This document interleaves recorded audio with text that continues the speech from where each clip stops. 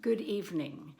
I'd like to share some positive thoughts with you about the coronavirus. What coronavirus hasn't canceled?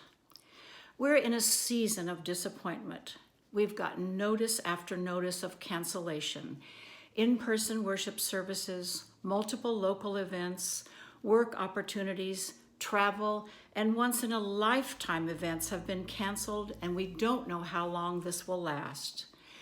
And while the timing of COVID-19 and these cancellations are outside of our control, our response and what we do with this time rests solely with us. Because here's what coronavirus hasn't canceled. Kindness hasn't been canceled. If you've been to the grocery store recently, you've seen it. Some people have gotten testy. Jobs are being affected, people are worried, and needed items feel scarce. We need to kill the tension with kindness. Kindness in our daily lives. Kindness for those whose perspective is different as we navigate this season. Kindness for those in positions of leadership making decisions. And kindness for each other as we stand in long lines. Gratitude hasn't been canceled. This is when we need gratitude the most. In the face of deep disappointment, especially in times of deep disappointment, focusing on all we have instead of what we don't is life-giving. Gratitude doesn't change the circumstances, but it changes us in the circumstance. And we always have 1,000 things to thank God for. In fact, gratitude opens our eyes to all God is doing, even in hard situations. So grab a pen, start a daily good list, or sit down and write the things you're thankful for right now. You will be a different person for it. Helping someone else hasn't been canceled. Our elderly neighbor or immune-compromised friends aren't complaining about cancellations. So many don't have the luxury of shopping the store shelves for more Lysol wipes or running needed errands right now. In a season of disappointment, refreshing others always refreshes our own heart. It's the best kind of medicine. Enjoying your family hasn't been canceled.